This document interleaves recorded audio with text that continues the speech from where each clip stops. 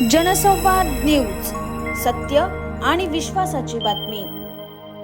कल्याण पूर्व विधानसभा निवडणुकीत भाजपचे आमदार गणपत गायकवाड यांच्या पत्नी महायुतीच्या उमेदवार सुलभा गायकवाड यांनी विजय मिळवलाय।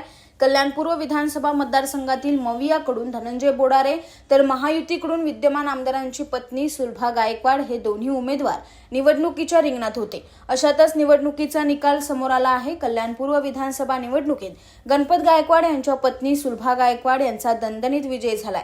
महायुतीच्या उमेदवार सुलभा गायकवाड यांनी 17व्या फेरीपर्यंत 55,000हून अधिक मते घेऊन विजयाकडे वाटचाल सुरू ठेवली होती।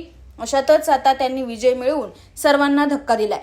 आता सुलभा गायकवाड यांनी विजय मिळवल्याने कल्याण पूर्वमध्ये जल्लोषाचं वातावरण पाहायला मिळतंय।